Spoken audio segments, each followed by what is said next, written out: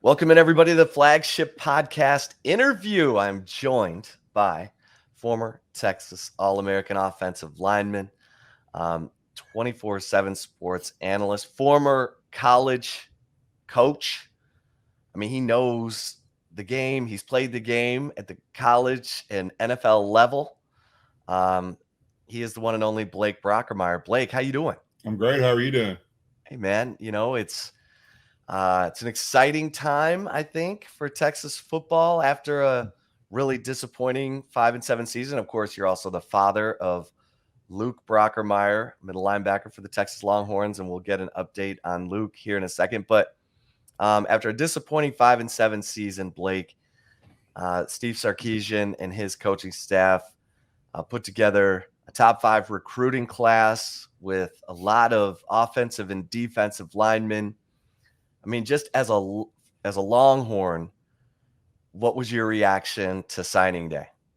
I thought it was great. I mean, they did an amazing job of getting a bunch of needs that they needed. I mean, really, besides Bijan and Worthy, they pretty much need either starting help or bodies at every position on the field. So I think Sark's been in the SEC for a little bit, so he understands what it takes to win. And I think offensive line and defensive line is where they focused, and they've also got some speed, some secondary pieces. So really, just they really need everything, but they hit a home run with the O line and the D line, I think.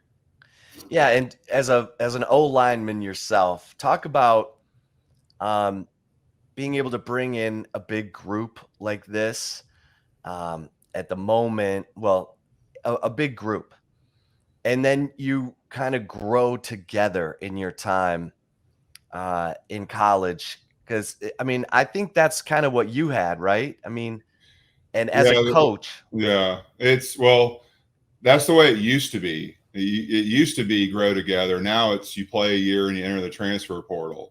So trust me, did they sign 6 guys or 5 guys? 6. So on signing day. Trust me, all 6 of those guys will not be there in a year. Yeah. So it's just the way of the world these days. It's there'll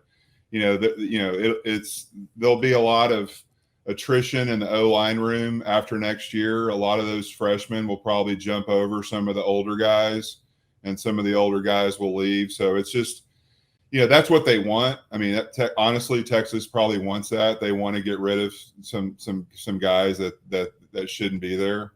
And so on paper, it sounds great, but it's just a different world that we live in now as far as, keeping guys for 4 years and 3 years. I mean, you're lucky to keep them for a year now. So, but they got some great talent to work with.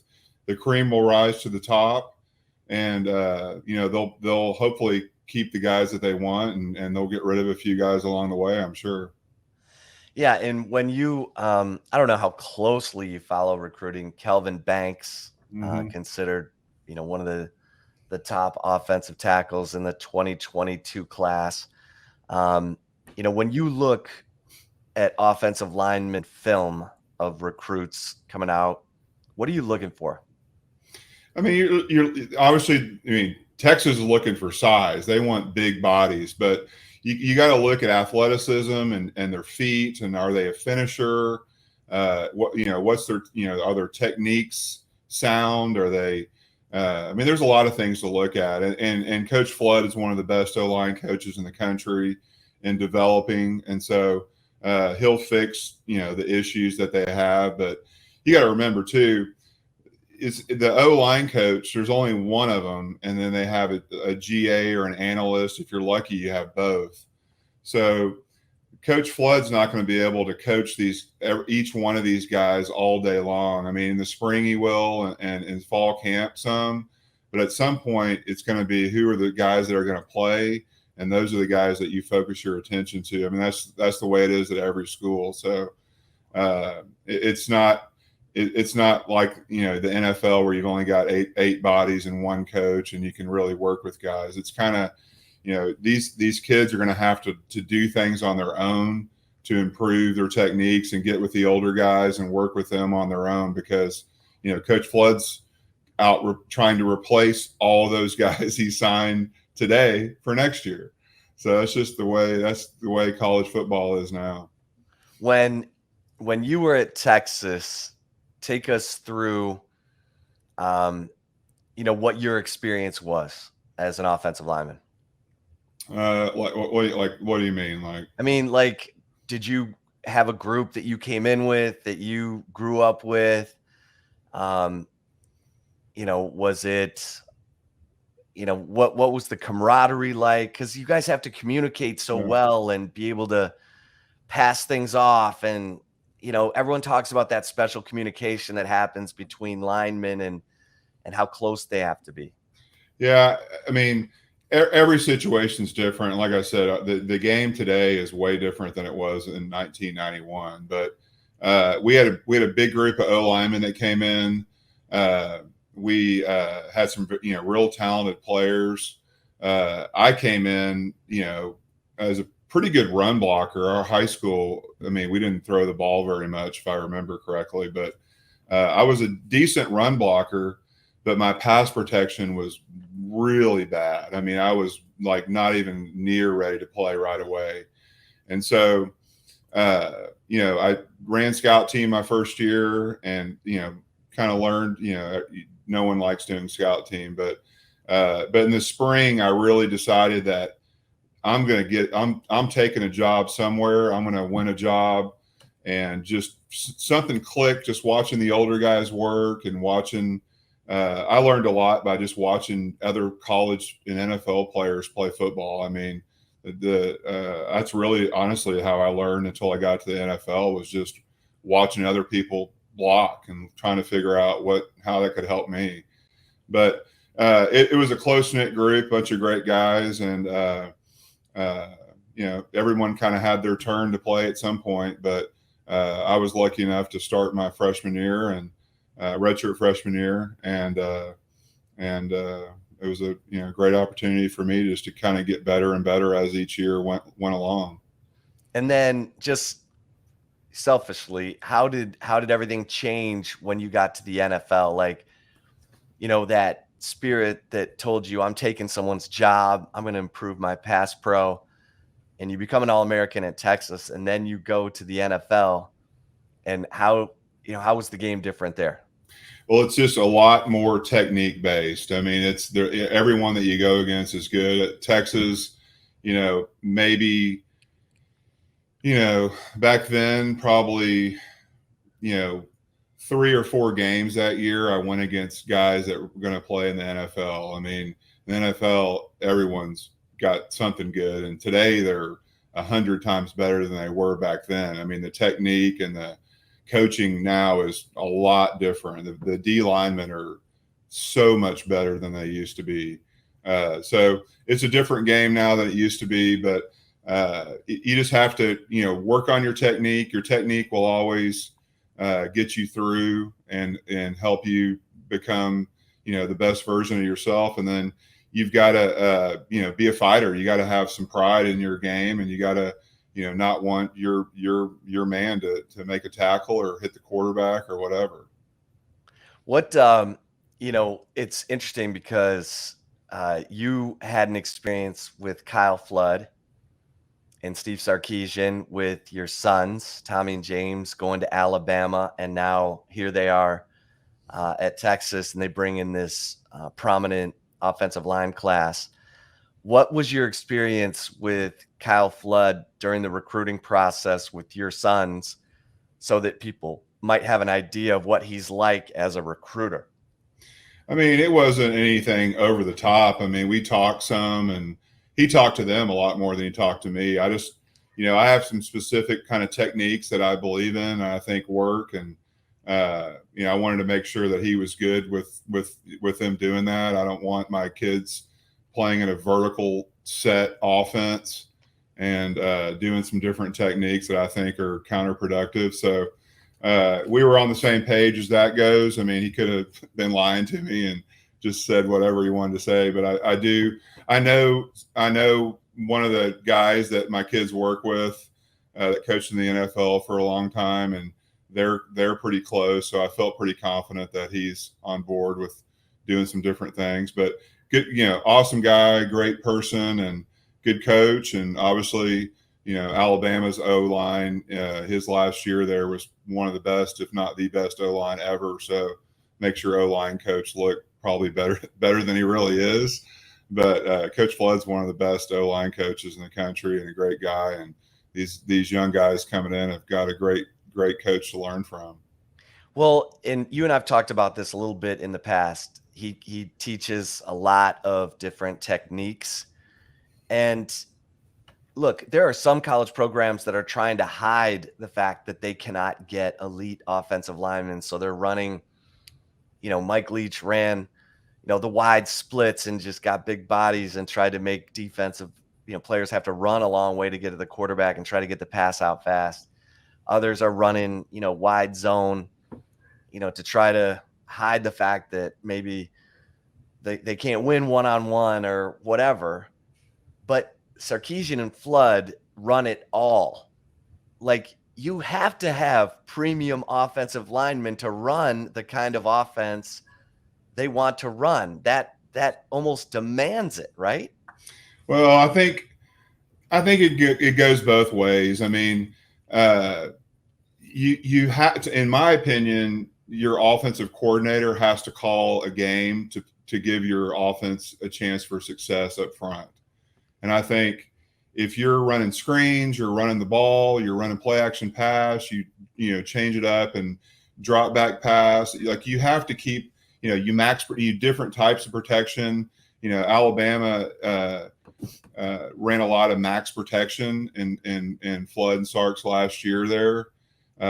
And Texas ran some of that last year, but not as much as I thought they would with the offensive line issues they had. So you got to put these guys put them in a chance to succeed as a coordinator. If you just drop back pass every time, you're going to get beat 100-0. I mean, that's just college football. You break down games on first and second down, normal down and distance. You break down games, short yardage and goal line, and third down is like a whole different game. Third down is a whole day of game planning. So defenses do it, offenses do it, and you have to be successful on third down to have any success in college football. So you want to get in manageable short yardage, third down, distance, so you can move the chains.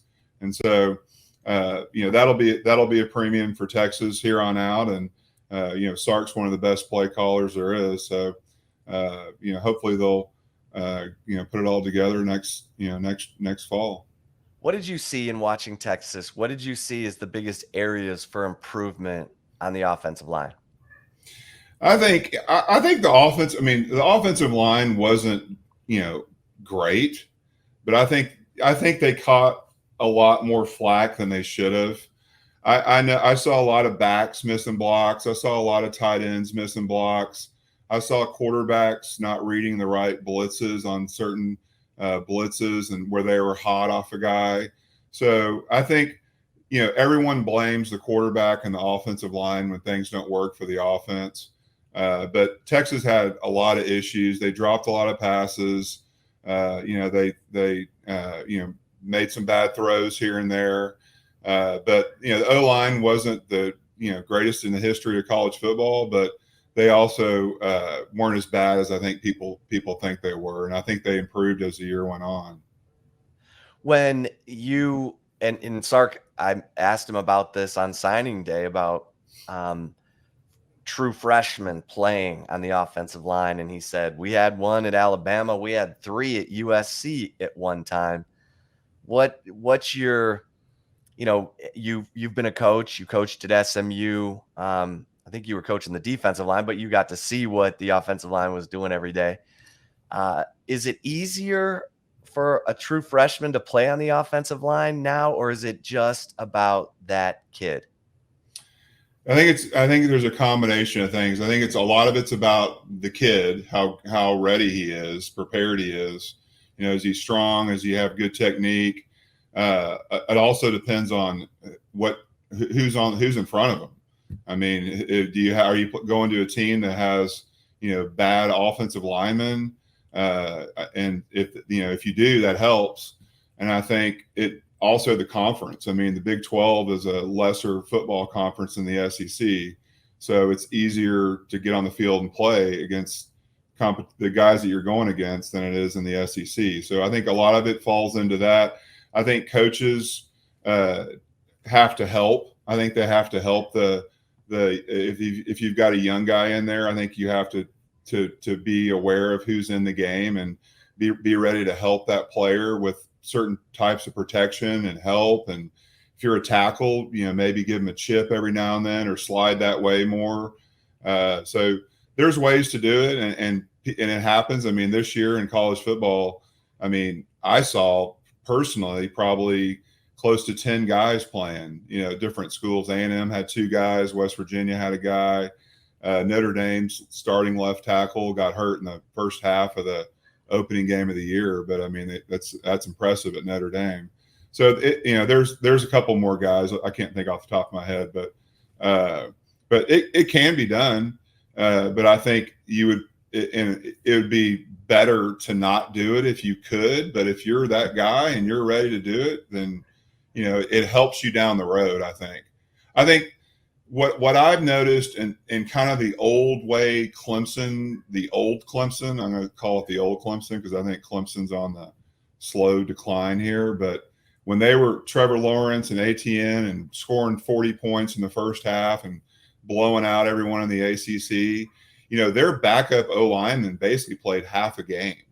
And so if you can get guys in the game and play guys in get game reps, those are valuable reps that I think pay dividends. And now with the 4-game redshirt rule, I mean, you can actually play 4 games. You could start 4 games and get some great experience. But it's just up to the coach and the O-line coach and the head coach on what their plan is and how good the player is really ultimately. Well, how are Tommy and James doing? Obviously, Alabama is in the college football playoff, and exciting times for the Brockermeyer family. How are Tommy and James doing? I know you and I talked earlier in the year about how he's going up against Will Anderson every day in practice. You can't put a price on how valuable that experience is. Yeah, it's a different animal, Alabama. I mean, you're basically in practice, you're playing a game against the best, one of the best defenses in the country every day. So it's been valuable experience for them to go against, some very good players, and just they keep developing and getting better and seem to be doing great. They were just home for 3 or 4 days for a little break and went back to start practice last night. Yeah, Bill O'Brien as the offensive coordinator, former head coach in the NFL. How's that experience been? They like him. I mean, Bill O'Brien is fourth in inches on every single second of every single day. He's an intense guy, but I mean, their offense, they haven't. I mean, this is not Alabama's best team they've had in a while, but I mean, they've still done pretty well. They've got a Heisman Trophy quarterback, and they've got some good weapons. One of them's gone now, but they've done, they've scored a lot of points and done well. They haven't done it the way they normally do it by running the football, but they find a way, and hopefully they'll find a way to win 2 more games. All right, we'll take a quick break here on the Flagship podcast interview with Blake Brockermeyer. We'll come back, get an update on Luke Brockermeyer, get his thoughts on Quinn Ewers coming in at quarterback at Texas and what that means for the quarterback room at Texas. We'll be right back here on the Flagship podcast interview. And if you're watching us on the Horns 24/7 YouTube channel, we will roll on with Blake Brockermeyer. And Blake, let's get your thoughts on Quinn Ewers coming in. And Quinn Ewers, I mean, this guy's a genius. I think he got a bunch of NIL money to go to Ohio State. Now he's probably getting a bunch of NIL money to come to Texas. It's a different world out there. And I want to ask you about the Pancake Factory too. $50,000 annually for all the scholarship offensive linemen coming to Texas. It's a different world out there now, isn't it? Yeah, it's a totally different world. It's instead of, a lot of the under the table money that you always hear about, or poker chip money, it's all out in the open now. So it's, really benefited Texas this year. It's a great thing for the kids. I think it'll cause a lot of other schools to have to figure out a way to compete, because, I mean, let's be real, Oklahoma and A&M aren't just going to let Texas cherry pick the best O-lineman in the state every year. Not to mention LSU and Alabama, and there's all these great schools. So it'll probably turn into a huge mess, but it'll benefit the kids, and it's great for the kids. I mean, you think about it. I mean, some of these kids are making as much money as their parents are, and or more. A lot of them will never play it down. So it's great. It's great for the kids. It's, I don't know how great it is for the game, but it's great for Texas because they got money, and they can, they'll figure out a way to put it in their advantage. And it's worked out great for them so far, it looks like. Yeah. Jimbo Fisher said on the Paul Feinbaum show, we've had NIL deals in the past. They just weren't legal. He's not lying. Trust me. There's a whole world of that out there, but it's just a completely different world. I mean, player tampering with, every single player. I mean, who knows what the future looks like, but if a guy like Bijan Robinson were to enter the transfer portal, he could probably make $10 million next year going somewhere. It's just a wild time. And if you have young, maybe not even young, but if you have boosters that are passionate about college football, then your program can turn around quickly. I mean, SMU's got 8 billionaires that have graduated from there that are involved in the program. I don't know if the Walton family at Arkansas is into football much, but if they ever get into this, Arkansas might win 100 national championships in a row. So, and Jerry Jones. Yeah. So it's just I would say it's a great time to be a good player, but I think there could easily be a lot of issues in the locker room. And when the schools technically aren't buying the players, but they really are. In a way. The coach has to sort out exactly all the imbalance. Yeah. And Sark even talked about that on signing day. He said, my concern is that you're going to have players in the same room. One guy's getting a ton of money and the other guy's not getting anything. And how is that going to affect chemistry? Yeah. Well, at Texas, it looks like, at least from what I've read, everyone's going to get something. So that's good there. But, when you basically name a starter at a certain position by paying, by someone else paying them money that you're telling them to pay the guy money.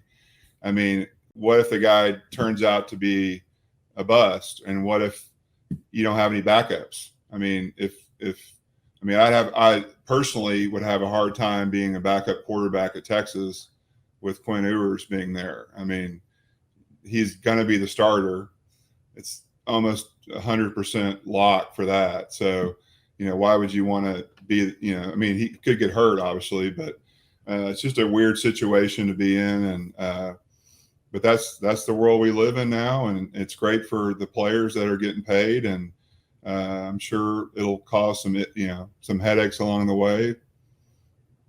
Well, for Tommy and James, they were recruited right before NIL was approved. Have they been able to get some NIL deals?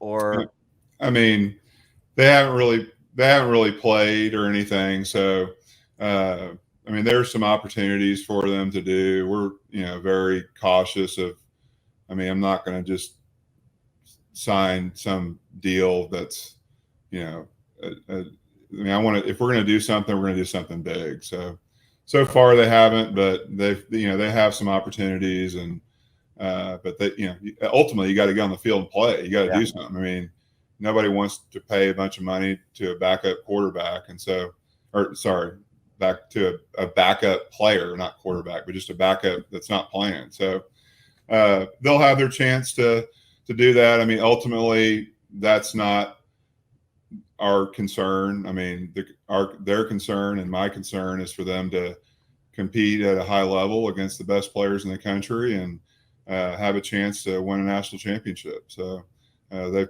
put themselves in a position to do that. And now they just got to go do it. Yeah. Yeah. I mean, Bijan Robinson is over $1 million in NIL. He won't talk about it. It's amazing. He's a humble kid and seems to be liked by his teammates. Let's get into your other son, Luke, who, started all season at middle linebacker. And then in the last contact practice of the season, tears his ACL. Blake, it's just a heartbreaking situation. Take us through it and how he's dealing with it.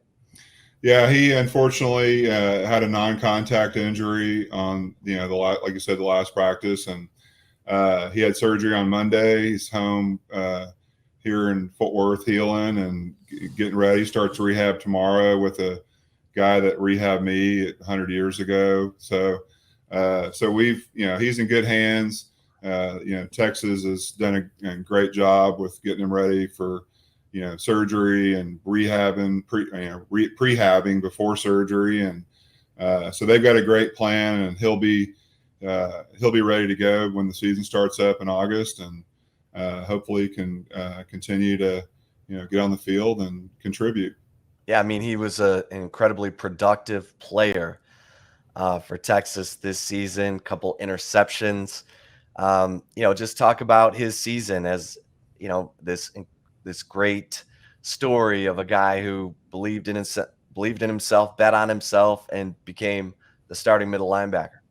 Yeah, he did the best he could. He tried hard, and had a pretty productive season. He rotated a lot with different linebackers, so he wasn't on the field every single play. But he made some great plays. He obviously wasn't perfect in every game, but did the best that he could and had a great experience, and loves the coaching staff at Texas. Loves Coach Choate. I think he likes him more than he likes me, but he just had the season was disappointing. Obviously wasn't how anyone expected it to go, but he was excited to contribute in any way that he could, and hopefully he can do the same next year. Yeah, I mean, it was such a weird season. The way that Texas, got out ahead of Oklahoma and had the double-digit leads against Oklahoma State and Baylor in the third quarter. Those are the three best teams in the conference. And then it gets away in different ways. Against Oklahoma, the defense struggled. Against Iowa State, Texas led at halftime. The offense couldn't do anything. It just was a weird year. It wasn't like you could point to one thing. It was different things, but and Sark talked about it being mental. And so, do you have a thought on how the pattern kind of kept repeating itself?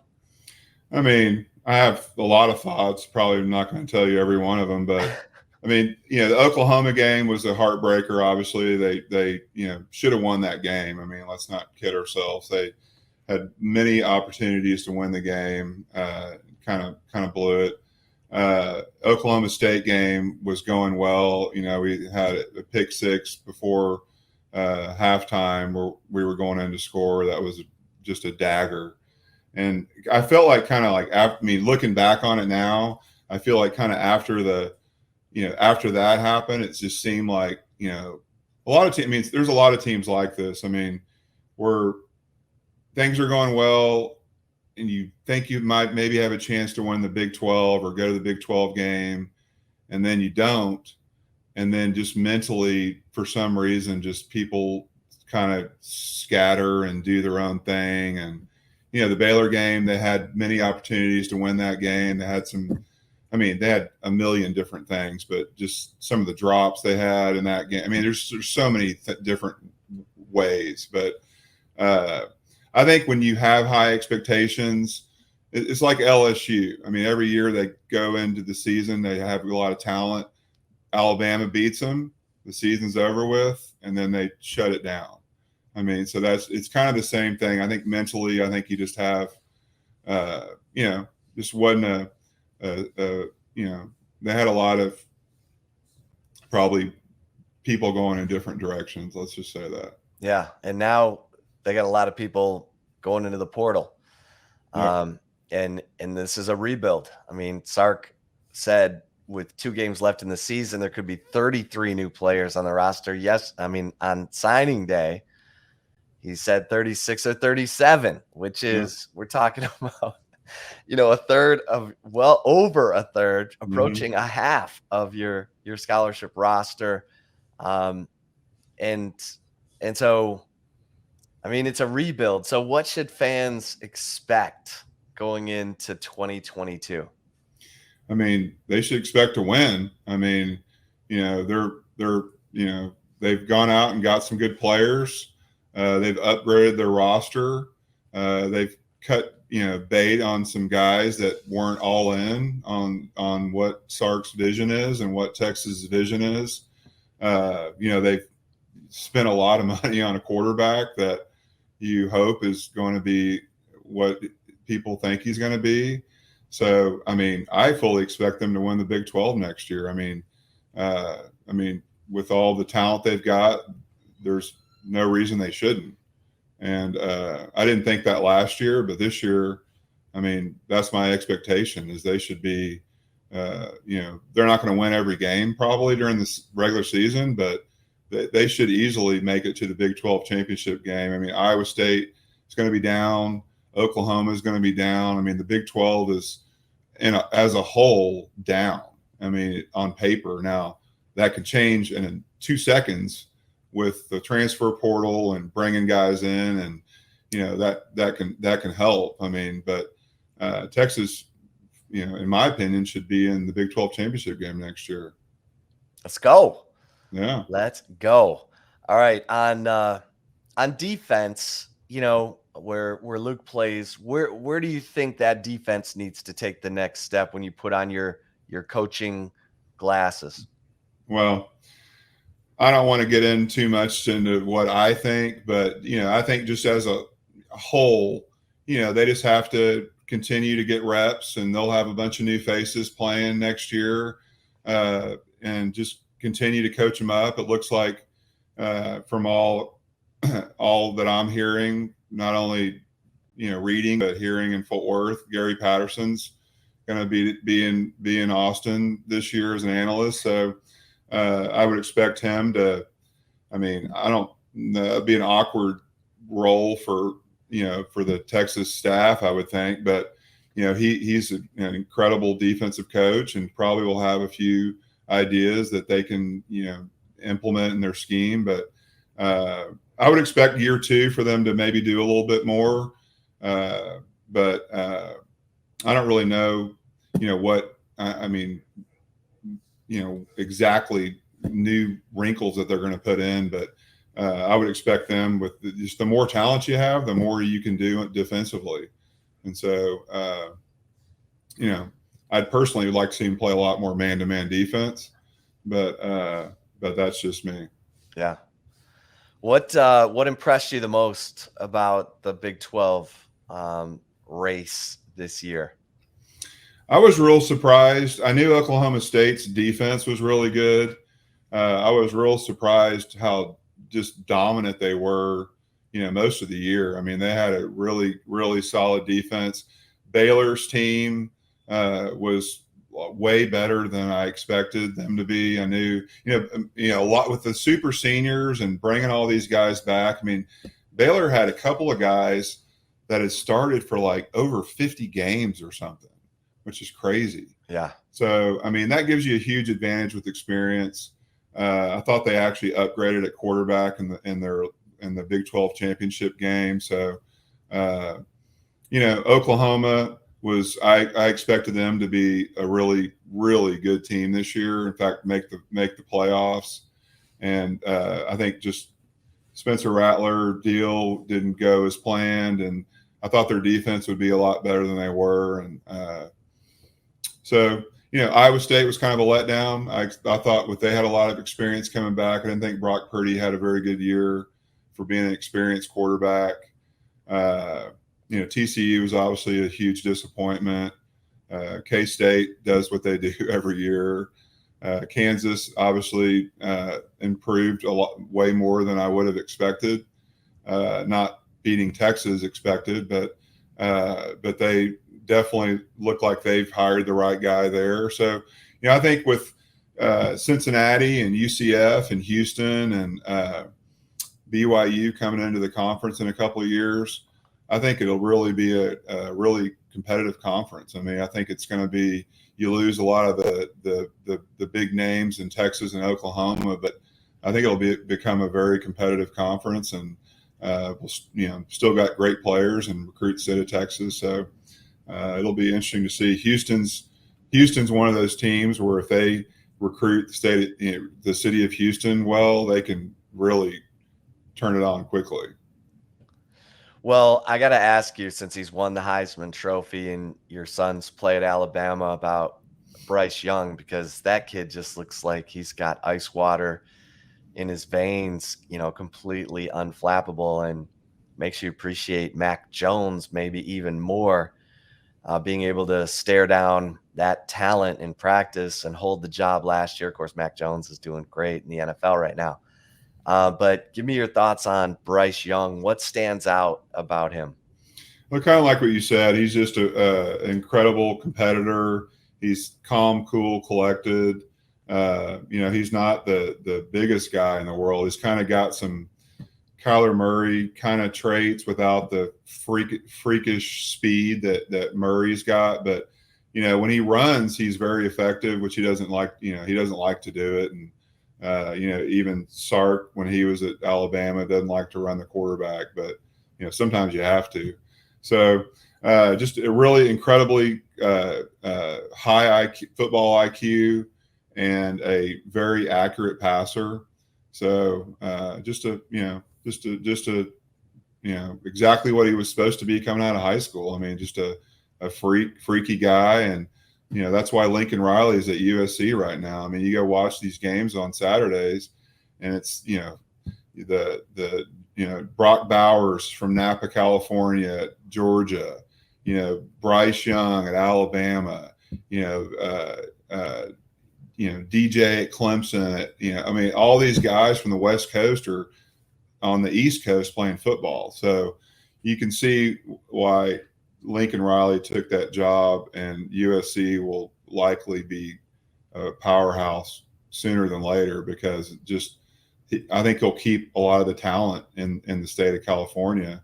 And with Cristobal going to Miami, Oregon's going to lose a lot of its, kind of star power at coach. Well, it was nice of them to put Alabama right down the road for you in the semifinal against Cincinnati, right? Yeah, that was a blessing. I mean, it was, I wasn't sure they were going to be able to beat Georgia just by the Auburn. They hadn't played, like I said, they hadn't played, great all year, but at times when they do play well, they look unbeatable.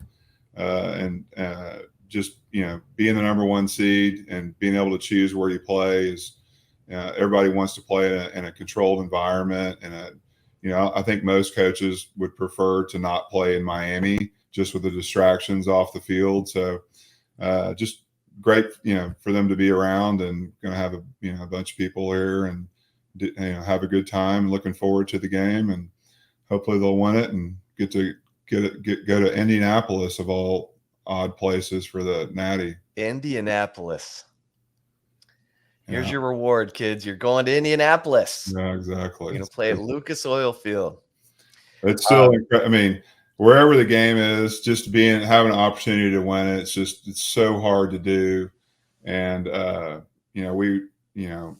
Alabama's Alabama, but next year is supposed to be their year. They're going to be loaded next year. So this year was kind of a worse. I'm personally surprised that they have done as well as they have, but hopefully they can keep it up for a few more games.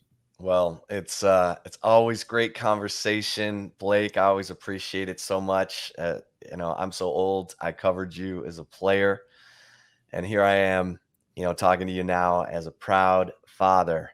And congratulations on all your success, all your son's successes. It's a great tribute to you and your family, and always enjoy the conversation. Love talking ball with you. Yeah, Appreciate it. man. Enjoyed talking to you too. Have a great holiday, and we'll talk to you soon. Yeah, absolutely. For Blake Brockermeyer, I am Chip Brown of Horns 24/7. Thanks for listening to the Flagship podcast interview. Until next time, stay safe and keep the faith.